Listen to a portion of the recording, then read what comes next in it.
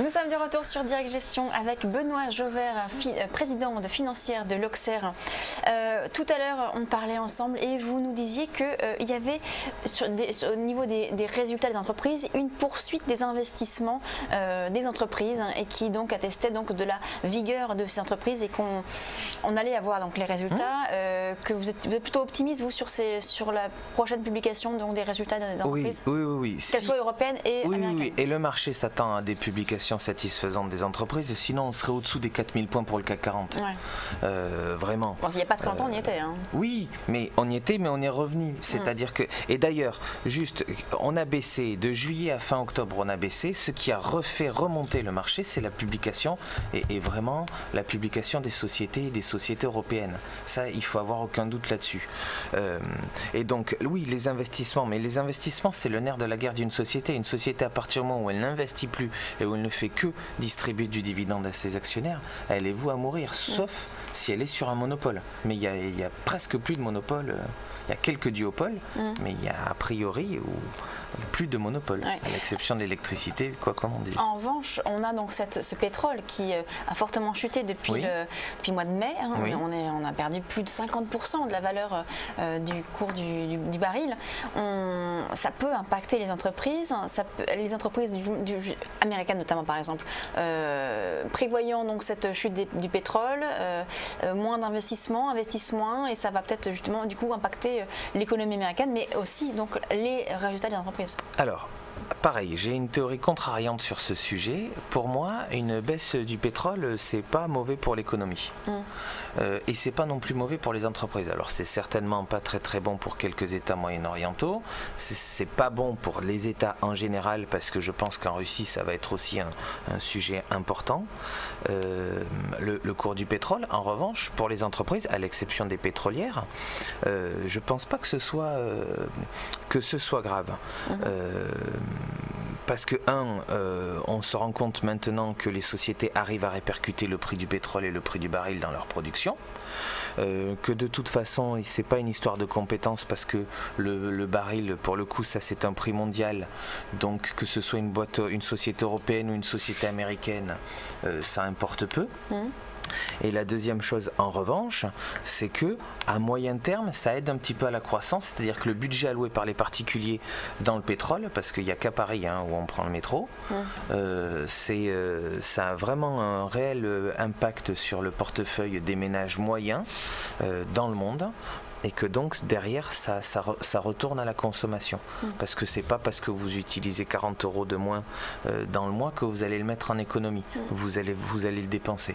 Ce que vous n'utilisez pas, ce que vous ne mettez pas avec votre carte bleue dans votre... Mais c'est plus au niveau des entreprises américaines qui elles, peuvent être fortement impactées. On a le gaz de schiste, enfin le pétrole de schiste, qui était un énorme investissement aux États-Unis, qui va là être impacté par cette baisse du pétrole. Alors, ça peut impacter là-bas le système, les entreprises qui vont du coup réduire leurs investissements. Alors ça, ce que j'ai dit tout à l'heure, c'est qu'il va y avoir, à l'instant, des pays qui vont être impactés, moyen-orientaux et puis la Russie essentiellement, mais aussi les compagnies pétrolières qui eux ont réalisé de forts investissements pour aller sortir du pétrole avec des prix à 100 ou 120 $ le baril, et où effectivement le développement aussi du gaz de schiste. Ça a un impact.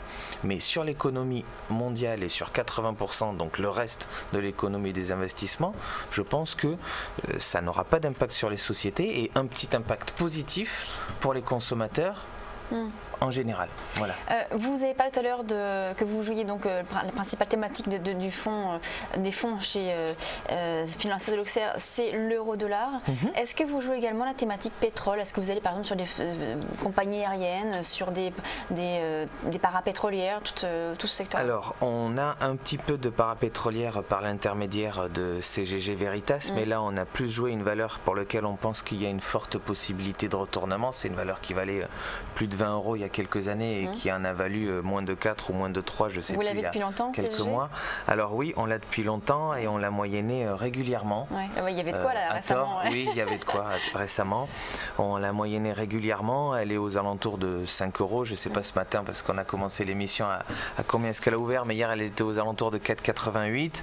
On a quand même vu que Technip s'est intéressé à la valeur avec des prix de rachat entre 8 et 9 €. Finalement la valeur, justement. Oui, alors elle a bondi en 2 temps. Elle a bondi dans un premier temps. D'accord, donc elle n'a pas bien. Ok, 1% de variation par rapport à hier. Il y a 2 choses. Le premier rebond avant que Technip s'y intéresse, c'est parce qu'elle était en train de renégocier sa dette avec ses banquiers. Derrière, Technip, qui est quand même un acteur majeur du secteur, a été intéressé et a été prêt à aller racheter 8 à 9 € les actifs pour une société qui cotait entre 3 et 4 un mois avant. Donc c'est quand même que même des professionnels du secteur pensent qu'il y a un réel intérêt et une réelle valorisation. C'est pas uniquement Benoît Jovert et la financière de l'Auxerre pour le coup. C'est juste un des acteurs mondiaux qui s'y intéressait. Et puis hier, vous avez une annonce qui est un petit peu passée comme ça, mais elle a bien réduit aussi sa dette. De manière assez forte, donc il y a de réels effets de levier et ça bosse chez CGG pour se redresser quoi. Donc là vous êtes à nouveau réinvesti, vous avez renforcé votre position. On est investi dans la valeur, réinvesti, on a quand même mis une fois les doigts dans la presse, mais on a plus de 2 ou 3% de la valeur et effectivement on s'est trompé très clairement puisqu'elle est passée de 20, on est rentré dans la valeur quand elle valait entre 12 et 11 € et elle est descendue jusqu'à 4, jusqu'à je sais plus 3 ou 2, mais on a fortement racheté et on pense effectivement que l'heure du retournement est arrivée. Alors vous avez un biais essentiellement européen, oui, on en parlait, des valeurs surtout européennes. Est-ce que vous regardez tout de même les marchés émergents, ce qui peut se passer un petit peu peut-être en Russie? Alors c'est vrai que là la Russie c'est un petit peu compliqué, mais il peut y avoir des opportunités. Est-ce que vous avez un biais autre que Europe? Alors via un de nos fonds qui s'appelle Danjou Équilibre, qui est donc un fonds qui est plus patrimonial, qui est équilibré, qui peut aller être investi de 25 à 75% soit en actions soit en obligations, on regarde effectivement un petit peu. De toute façon, quand vous êtes un gérant européen, vous êtes obligé de regarder ce qui se passe autour dans le monde. Ça, c'est une première chose. La deuxième chose, c'est qu'on ne va pas investir en direct, soit aux États-Unis, soit en Asie, parce qu'on considère qu'on ne peut pas être spécialiste de tout, très clairement, et que donc dans ce cadre, on investit en direct dans des titres en Europe, et en revanche, derrière, on va choisir des fonds pour investir soit aux États-Unis, soit en Asie. Voilà. La zone russe... Très honnêtement, ça fait 20 ans, petite vingtaine d'années que je suis sur les marchés, j'ai jamais rien compris. Et à chaque fois que j'ai mis un doigt, c'était à l'envers. C'est vraiment, je le vois plutôt comme une grosse zone qui a beaucoup de matières premières, mais l'économie, elle est impénétrable. Vous discutez avec des patrons de petite, moyenne, grosse taille, française, européenne, ce que vous voulez, quand ils vont en Russie, regardez encore Carrefour qui s'en retire, enfin, vraiment, ils n'arrivent pas à bien s'installer, c'est tout le temps compliqué. C'est plus compliqué qu'en Chine, parce que c'est vrai qu'on a aussi parfois ce dialogue-là avec ce même C'est compliqué avec les gouvernements, mais c'est aussi compliqué de comprendre leur mode de consommation, comment est-ce qu'ils consomment, où est-ce qu'ils vont, etc. Donc vraiment, le pays, c'est compliqué. Donc réellement, on regarde ce qui se passe, mais on n'investisse pas là-bas. Voilà. Vous parliez donc de l'Asie, vous allez sur des fonds pour jouer la croissance des marchés asiatiques. Peut-être est-ce que vous regardez notamment la Chine, l'Inde? Là on en est sorti il y a quelques années. L'Inde, il faut faire vraiment attention parce qu'on imagine toujours l'Inde de notre point de vue, de notre regard français européen comme une grosse Chine ou une Chine parallèle avec plus d'1 milliard. En fait, il y a beaucoup de castes, il y a eu beaucoup d'inflation. Il faut vraiment faire attention à l'inflation. Et surtout, il y a aussi beaucoup de mouvements sociaux, beaucoup plus qu'en Chine. La consommation est compliquée, mais c'est un pays qu'on a regardé, sur lequel on n'a pas eu un bon retour d'expérience. En fait, on a perdu un peu d'argent, c'est-à-dire on a monté en facial, mais avec le change, on n'a ni gagné ni perdu pour nos clients privés. Et c'est en revanche un pays et une zone sur laquelle on va se réintéresser. Exactement. Et on n'a plus de... En fait, on est sorti de l'Asie il y a quelques mois, et donc on n'a plus de Chine, et on est en train de regarder de rejouer une thématique, de retourner jouer une thématique, mais effectivement on est en train de regarder l'Inde. Alors ça, quand on regarde un petit peu toutes les performances des fonds, toutes sélections confondues, toutes thématiques confondues, les premiers qui ressortent à chaque fois, c'est les fonds, soit biotech, soit Inde. Alors, parce qu'ils sont très spéculatifs évidemment. Oui. Alors ça peut prendre 80%, comme en perdre 80%. Non mais c'est pour ça, dans une allocation, même pour les particuliers. Mais c'est vraiment... vrai qu'il y a quand même quelque chose, comment est-ce qu'on peut, parce que ça peut être alléchant quand même, de telles performances, comment est-ce qu'on peut y aller sans finalement se casser les doigts? Alors, se casser les doigts, je sais pas, mais en tout cas, si vous voulez aller investir en Inde, ce que je pense, c'est que le plus gros riscophile, il doit maximum avoir 10% de son allocation à actions en Inde, maximum. Et le riscophobe, 0. Et entre, on peut avoir 5% en Inde. Ce que je pense aussi, c'est qu'il faut vraiment y aller pour une période plus courte qu'en France ou qu'en Europe. C'est-à-dire, vous allez y investir quand vous pensez que vous êtes tombé sur un petit retournement, vous allez en faire 5%. Si ça baisse fortement, pas de 5 ou 10%, mais de 30%, change compris, vous rachetez 2, 3 ou 4% pour moyenner. Mais en revanche, dès que vous gagnez 10, 20, 30, 40%, il faut pas oublier, il faut pas hésiter à ressortir, à prendre une partie de ses gains. C'est vraiment, quand j'étais plus jeune, j'avais beaucoup de spéculateurs qui adoraient jouer sur Boursorama et qui faisaient beaucoup d'allers-retours dans la journée. Et ben je pense que les fonds indiens, il faut avoir des réflexes plus rapides que des investissements à moyen et long terme qu'on peut avoir en Europe et comme on peut avoir par exemple à la financière de l'Auxerre pour les clients privés. C'est plus de la spéculation, on va dire. C'est pas le même. C'est pas fait pour les particuliers et les non habitués, exactement. Alors donc vous êtes sur cette thématique donc euro-dollar. On va y revenir justement. On va revenir sur également le fonds Fox Sélection dont vous en avez parlé tout à l'heure de la financière de l'Auxerre. On va parler un petit peu donc de toute l'allocation que vous recommandez justement à la financière de l'Auxerre en parlant des valeurs, justement des histoires. Vous allez nous raconter des histoires. On marque d'abord tout de suite une page des publicités et on se retrouve tout de suite après.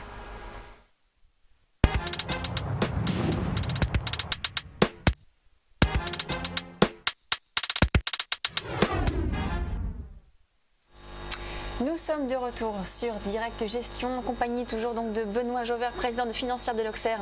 On va parler maintenant d'allocation. On est début 2015 évidemment. Tous les investisseurs particuliers se demandent un petit peu quelles sont. Alors on a parlé des thématiques. Il y a évidemment la thématique pétrole, la thématique dollar, donc que vous jouez vous fortement chez Financière de l'Auxerre. Mais bon. Une fois qu'on a dit ça, on ne sait pas forcément où exactement investir, sur quelle valeur, sur quel type d'actifs. Alors, vous allez nous dire un petit peu justement ce que vous recommandez vous actuellement. Alors, avant de parler en termes de valeur, si on investit 100% en actions, ce qui je pense pas soit la meilleure possibilité ou la meilleure allocation pour son patrimoine quand on est une personne physique actuellement, mais quand on est sur uniquement en actions, on a deux thématiques qu'on joue essentiellement. Donc je vous l'ai dit, quelques valeurs de retournement, mais aussi la valeur et la thématique euro-dollar.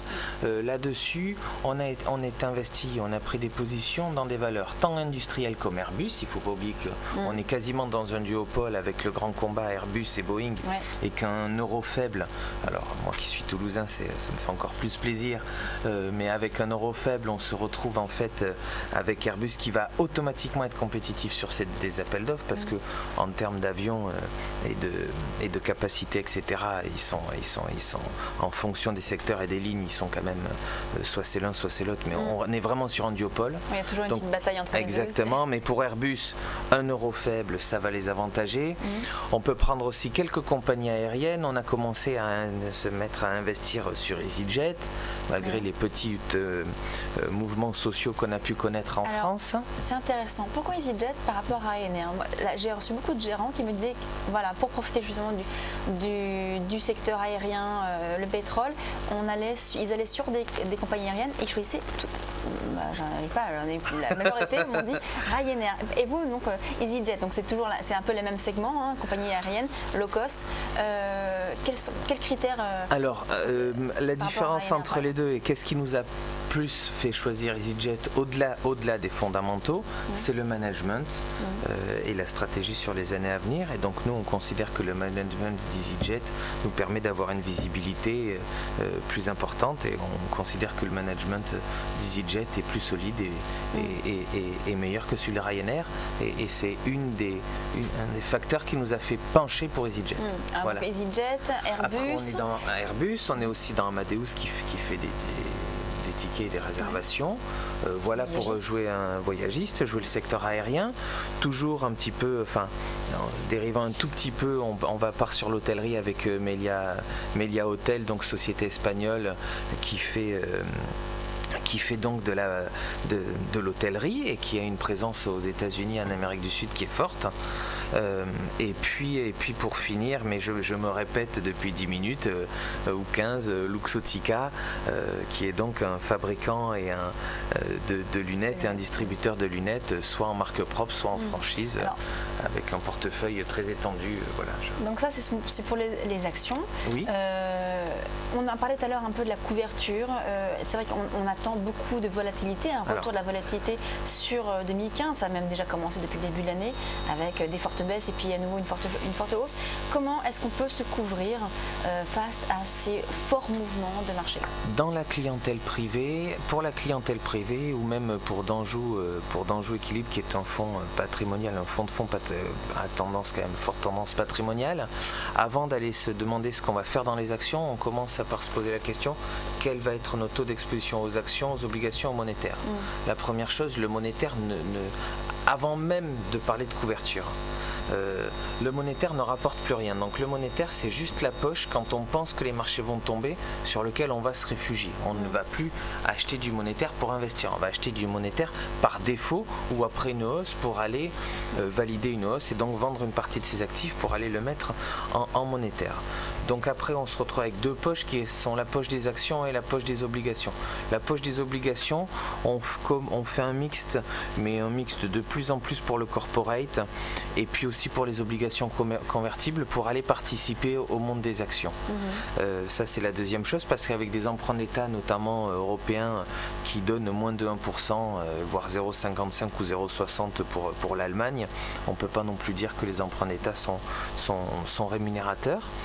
C'est aussi une des raisons pour lesquelles je pense que les actions vont bien se tenir, c'est que les investisseurs, qu'ils soient institutionnels ou particuliers, ne vont pas avoir beaucoup de choix dans les investissements. Soit ils investissent à zéro, soit ils vont investir sur les actions.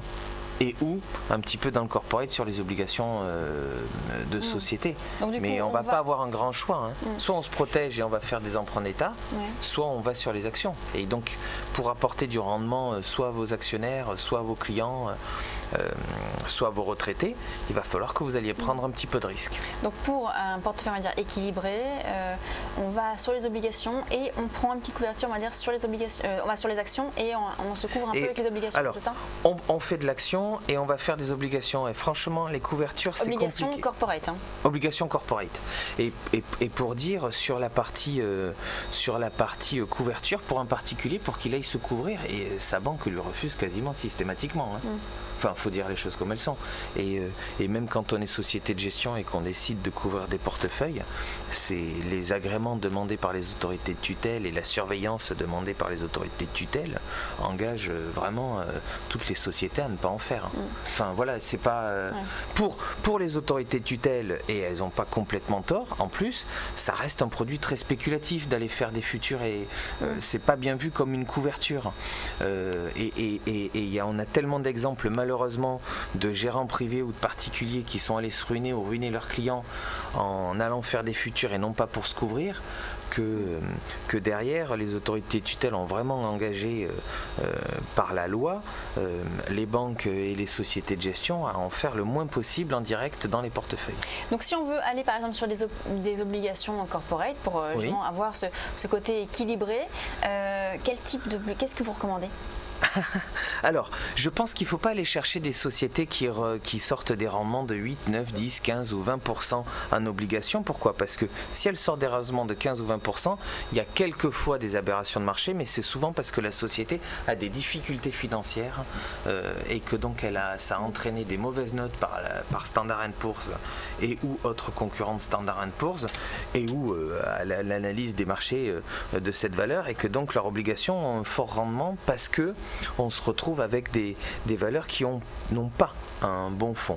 Donc ce que je pense, c'est qu'il faut tout simplement aller chercher des obligations de grosses sociétés européennes. Et là, je peux vous en citer plein. Vous allez chercher des obligations de Saint-Gobain, de Lafarge, d'Air Liquide, de Total, et pareil en Europe, qui vont vous rapporter entre 3 et 6%.